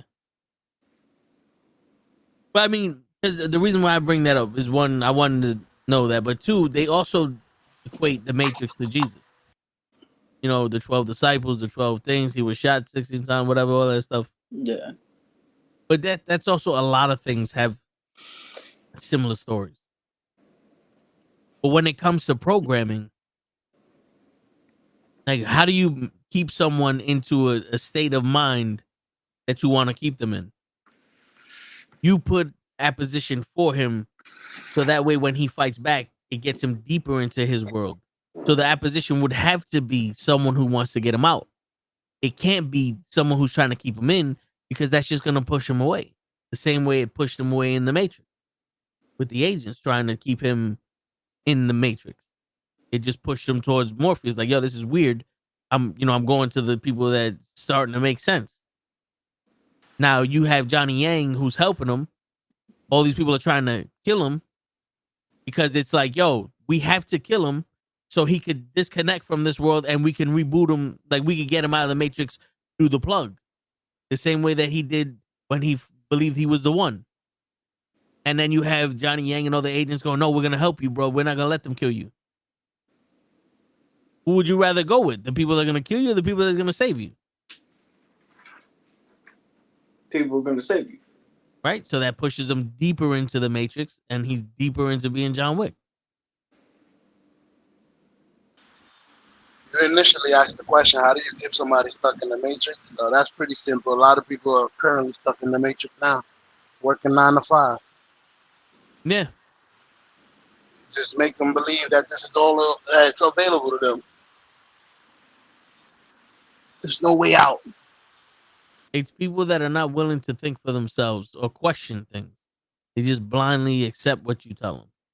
It's like these fans who go, I don't like anyone unless you make them main event. So if Seth Rollins is the main event, I like Seth Rollins. Jimmy Uso's not the main event, I like Jimmy Uso. Oh, it's not cool to like John Cena, I don't like John Cena. Instead of going, well, I watched this shit and I actually kind of like fucking Damian Priest and I want him to be champion other than Jey Uso, or I'm not into Seth Rollins. He's not that good of a wrestler to me. What do you mean? He's a 20-time world champion. That's cool. It doesn't really define how good of a wrestler he is. It just means that the company's backing him. But you know what I'm saying? Like it's those things. Like you can form your own opinion based off of what you say and not what the world is telling you. But when you make it that the world is telling you bad shit, then like think about it now. A lot of people getting brainwashed by the red pill because it's the entire world of the female race telling you you need to pay for this. We need to do this. And then you got that one guy going, see, I told you. Now be a man and do this and that and this. And then you sit there like, oh shit. Most of these women are on here doing that. So all of them got to be like that. These men are right. You know what I'm saying? Instead of taking the time, like, wait a minute. I know women personally. I've never heard one of them say this. Who is saying this? You know what I'm saying?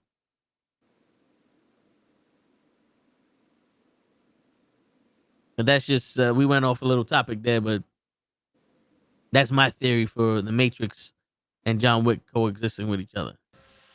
I do want to clarify that Neo will whoop John Wick's ass. Well, did Neo kill John Wick's dog? That's a great question.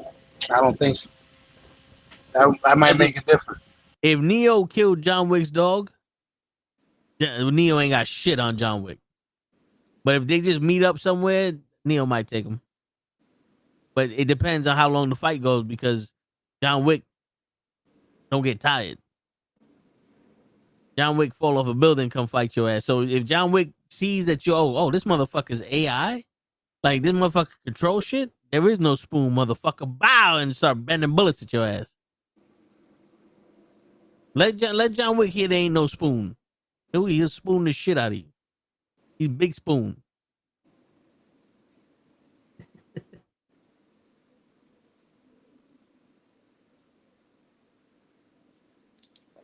Dude, that I have to hand it to you. That's the most comprehensive theory I think you have. You know, it's funny because I actually watched both series that like close to each other, and it's like, yo, this is very. It makes sense if you do this. And you can't overthink it. You just got to connect the dots. You know, because and it also plays well. Like, yo, look at Mephisto. He goes after people who are desperate and who would willing to do anything. He goes after Riri and the Hood. Two very different people, two very different classes, two very different motivations, but they're the same shit, and he can manipulate both of them. Yeah. John Wick, Neo, two very different situations, two very different people, but they're very similar when it comes to their motivations and them fighting for stuff.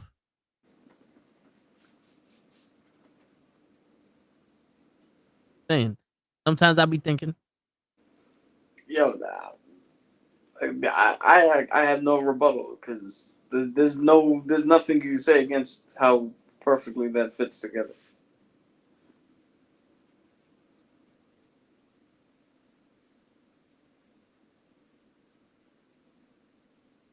and there you go, ladies and gentlemen. Wait. Where do you rank Lionheart in the MCU shows? Well, it depends. Lionheart has to be one of the original MCU shows because it's a movie with Van Damme in it. I know I always keep fucking around. Lionheart. In the MCU shows, I don't know, man. I put it. It's not on the bottom, and it's around Spider-Man's cartoon. If that makes it's. I hope that not only is it worth watching, but there's a reason to watch it. Because that's the biggest downfall of a show. Is like this has to connect with something somewhere. Because then the rewatch value of this shit is non-existent.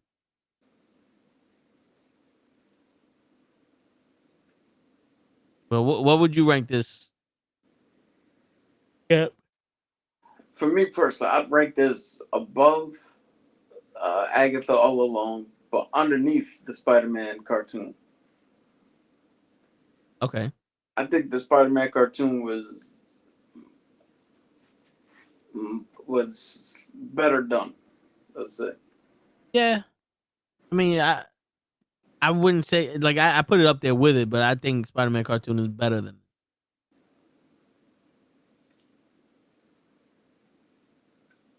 Now, the one thing I will say for sure, and again, this is for if certain people ever see this or show, feel free to clip this out. Edge is on par with Nikki Bella career-wise.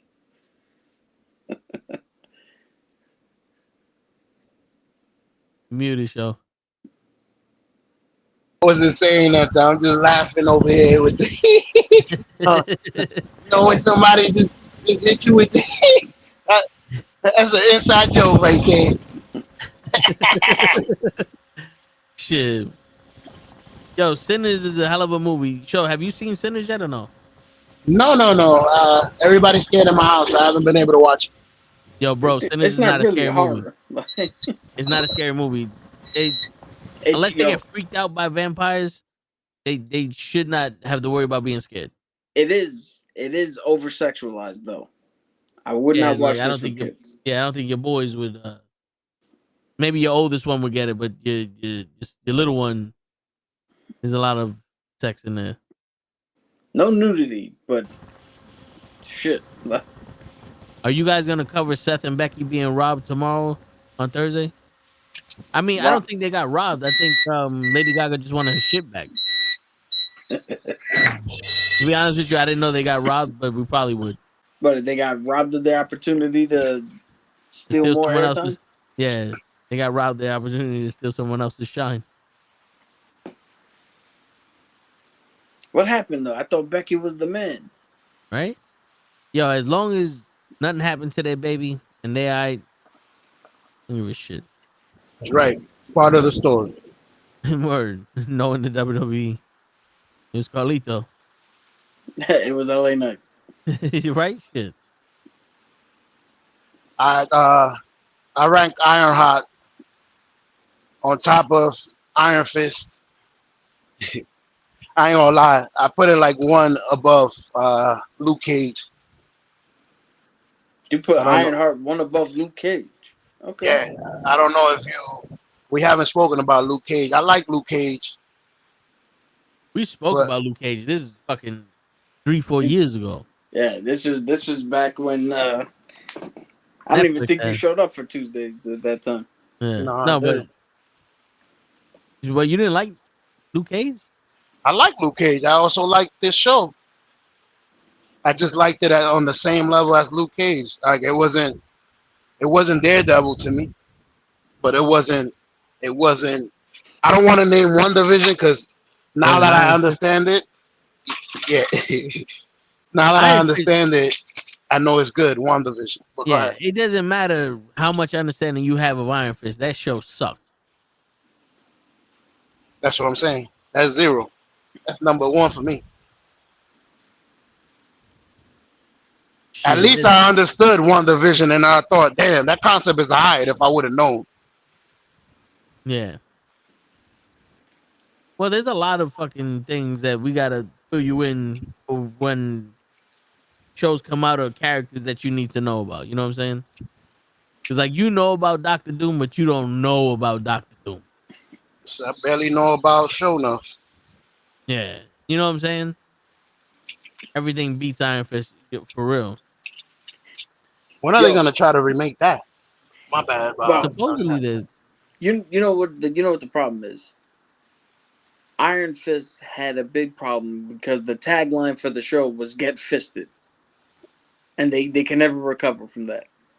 Hey, and they nowadays, they try to get Mephisted, but it was like we can get you Mephisto. He's like, nah, we don't like feet. that might be the clip of the day right there. My man said, "You want to get him fisted?" Oh shit! You want to get Mephisted? You just need a handshake.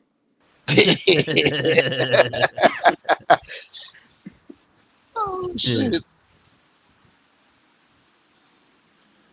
And on the note of that, Well, hold on. There's still some news that we could go to. Michael Douglas has officially retired from acting at the age of 80. so he's no longer going to be Ant-Man? I guess not. Jim Shooter. You know who Jim Shooter is? Not by the name. Okay. He created Parasite for Superman. Okay. He died at the age of 73. Shit. Yeah. David Cornsweat, Cornset. the Superman now asked Henry Cavill for Superman advice, and Henry Cavill said, "I can't give you any because I don't want to dictate the type of Superman you are." And apparently, all the Superman tell that to the Superman that go. He goes, "Because that's the Superman type of thing. I can't give you advice on how to play Superman because you need to be Superman. I'm not gonna influence you on how to be Superman."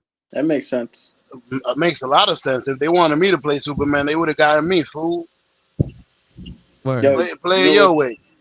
you know what's hilarious? Ben Affleck has a story about running into Christian Bale in England at a costume store right before he was about to take on the role of Batman.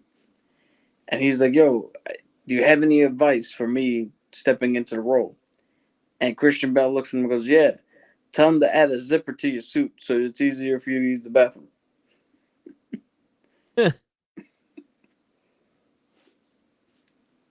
Shit.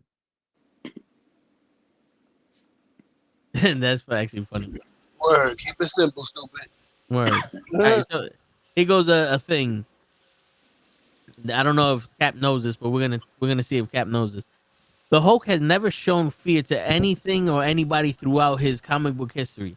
In Hulk the End, it was hinted that Hulk's only fear if he has one, is being silenced by Bruce Banner, while Banner's fear is losing control to the Hulk. I didn't know that, but that makes the most sense.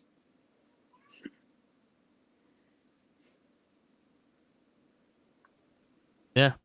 Because of the movie, I keep forgetting that it was Silver Surfer that crashed through the Sanctum Sanctorum to say Thanos was coming. Yes.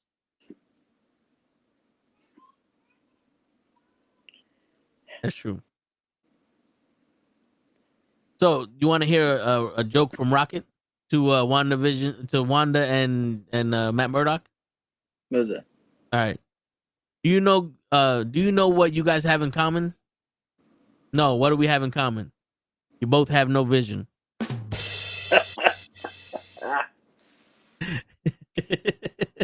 Yo, there's, dude, I gotta find the clip for you.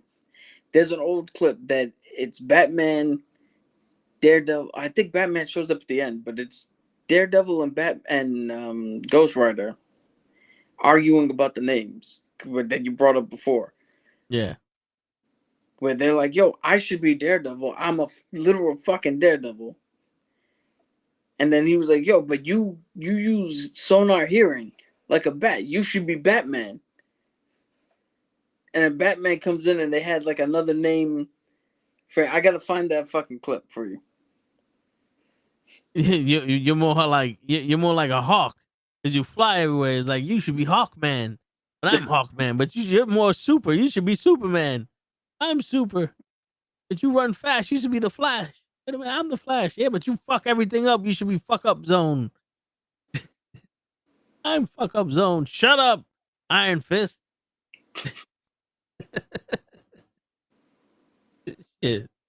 Oh, speaking of another thing, Teddy Long's son. I think Hassan. Teddy Long's son passed away also. So our Yeah. condolences to him. And Eric Legrand, the beloved voice of Vegeta in Dragon Ball Z, has died at What? 66. Yeah. Damn, first the creator, now Vegeta? Shit. You know what's crazy? They put him with a picture of Goku. But I guess that makes sense because it's always been Goku and Vegeta. So, but Yeah, I yeah, told you that the lady who does the voice of Black Widow in the fucking in the new Avengers cartoon, yeah. she does the voice of Trunks as a kid in Dragon Ball. Yeah.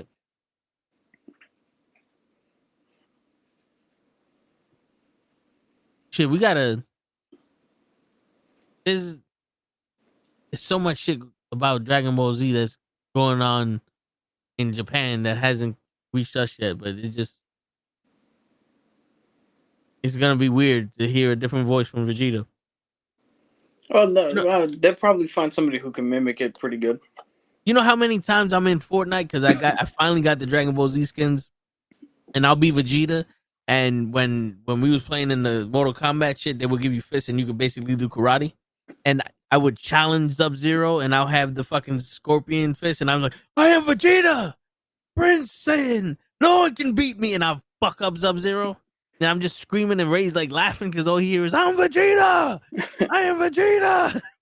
Yo, my only impression that I do of Vegeta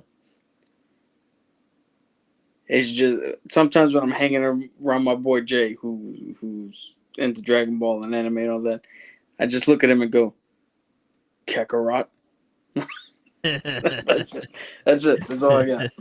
Yeah, it's funny because that's like the Super Saiyan nigga. Well, you know what Kakarot is, right? Yeah, that's Goku's real name. Yeah. Shit, I don't think he's ever called him Goku. No. Because he called him Kakarot. But yo, dude, it's funny. Joe, you muted. I said it's crazy how even I know who that is. I've heard that before. Kakara. It's funny because Goku, he learns Ultra Instinct, and Vegeta learns, what is it, Ultra Chaos, or shit, I forgot his Ultra form.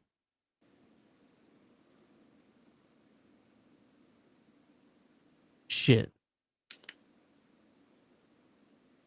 But it's supposed to be actually stronger than Goku's shit.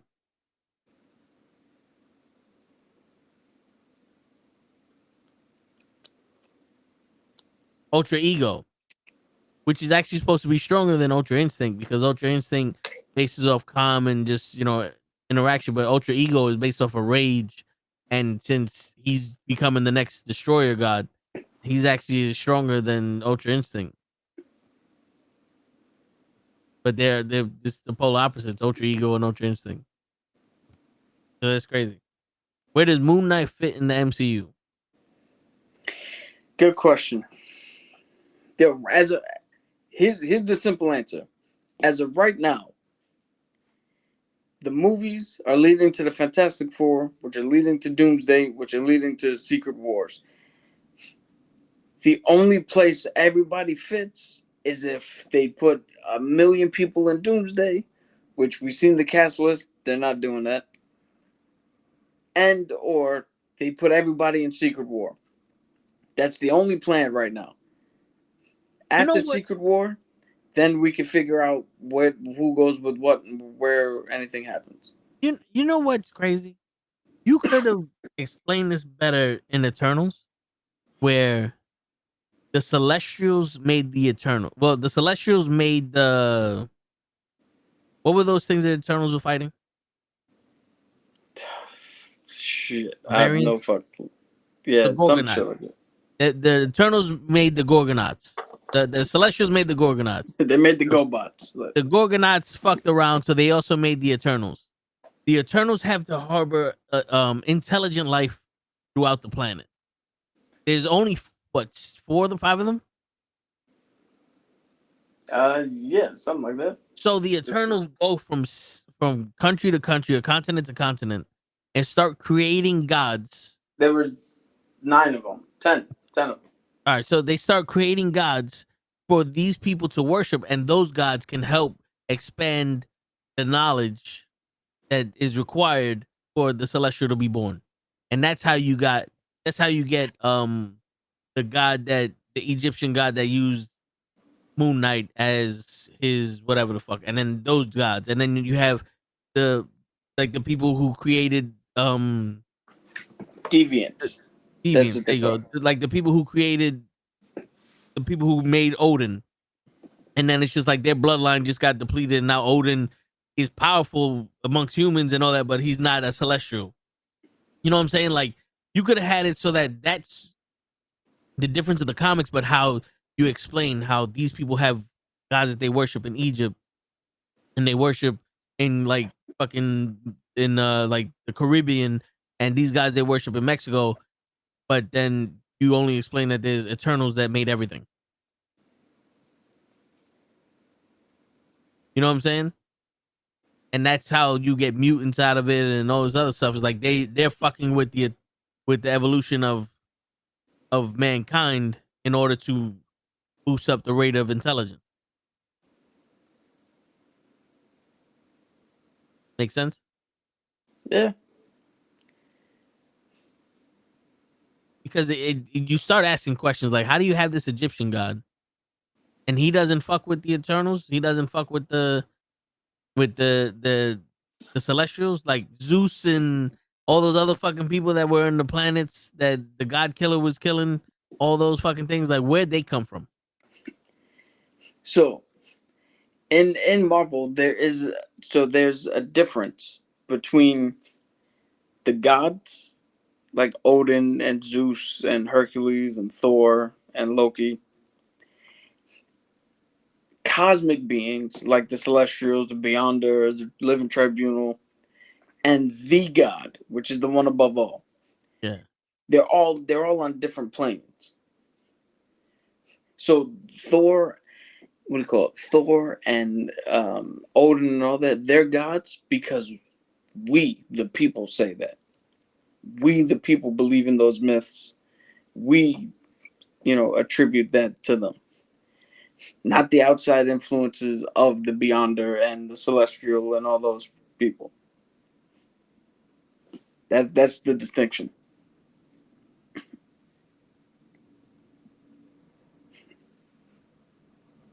Okay. Yo, show, before we go, you want to hear this thing that Cap was talking about with Daredevil, Ghost Rider, Batman, and all that other shit?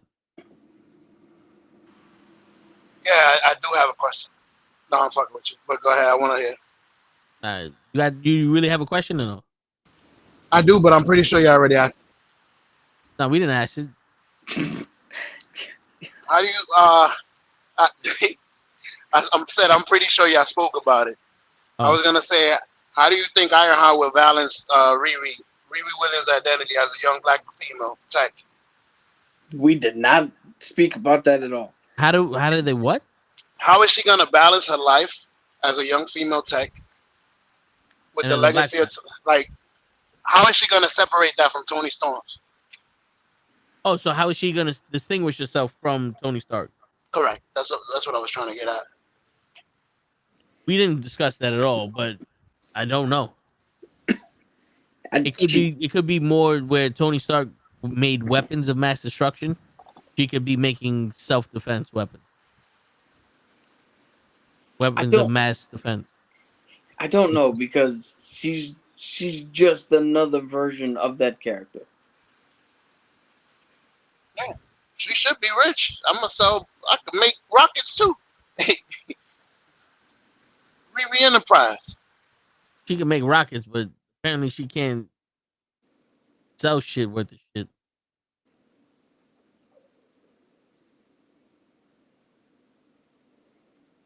All right, so you gonna play that video? Yeah, play the video you wanted me to hear. I got my question in. All right. This is my city, and I will protect it from those who seek to destroy it. I am the... Batman! What? You're blind, and you use sonar to see. Just like bats. Batman would be the perfect name for you. No. I'm blind, and I prefer the night. Just like daredevils. Finish this sentence for me. Blind as a... Daredevil? Why Daredevil? Like Evel Knievel? Do you do tricks and stunts on a motorcycle? Well, no, but I mean, that guy should be called Daredevil. Hey, guys. Oh, hey, Ghost Rider. Ghost Rider? What kind of name is that? Well, I'm a former daredevil who sold his soul to the devil, which is how I got the name Ghost Rider. Yep, story checks out. Okay, let's start over. Ghost Rider, you're a daredevil beholden to the devil. So you're Daredevil. Duh. Daredevil. You have sonar like a bat. So you're Batman. Hey, he can't be Batman. I'm Batman. I'm a billionaire whose parents were tragically killed. Also, I'm super jacked, just like bats. Rich, no in-laws, and a rockin' body? You should be called my boyfriend. Hey, old Batman. I can hear you getting a boner. Shut up, new Batman. Yo, is that like the thing now? Everybody is just gonna do the Christian Bale Batman voice? Because that's the only, unless you talk about Kevin Conroy, that's the only voice that's mimicable. Recognizable. Yeah. I'm Batman. Shit, you could have did what's the name from Batman for Harvey? I'm Batman. Yeah. Huh? What's this new Batman? I didn't hear his voice. The skinny emo guy. No, he was talking about Daredevil being Batman. Okay. I thought they was talking about the Flash. I don't know if it's the Flash guy. What? There was a skinny emo guy that was the last Batman. I didn't really like him. Yeah, Robert Pattinson. Yeah. Okay. He just whispered. I was gonna say I never heard him say it. It's funny. He said he tried to do the Christian Bale shit, and he got 2 lines in, and the director was like, "Yo, cut! What the fuck was that? Don't do that. Don't ever do that again." Yeah.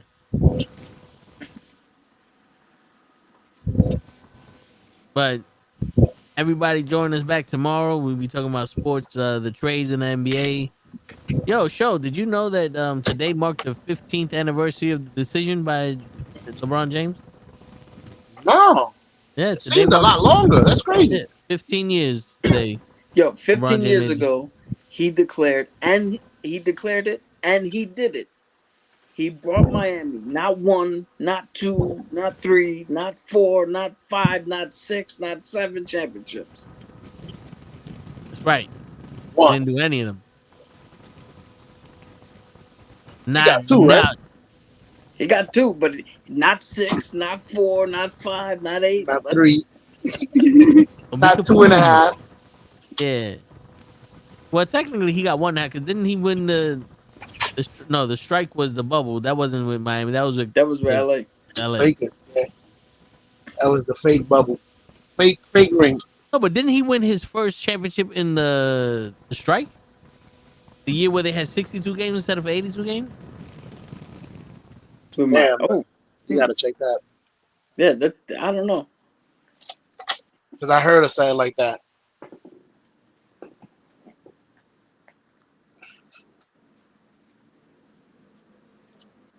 While he does that, did you see the new Batman? I was seeing a lot of bad stuff. I said something to your brother about it.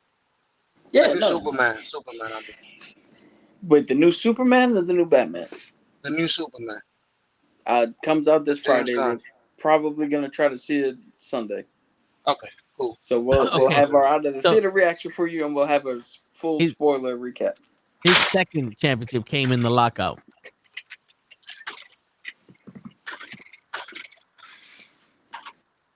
So that one shouldn't count. Yeah. So it's 2 titles that should count. Yeah. And I mean, listen, you should it's GOAT status. He wins 4 championships in 27 tries. Who can do that, Joe? Joe DiMaggio. I showed you the other day. Shit. Yo, it's 9 funny. for 9. Cap. Joe DiMaggio in his baseball career was either in the World Series or World War II. You choose. In 13 years, he won 9 championships and 3 wars. Yeah.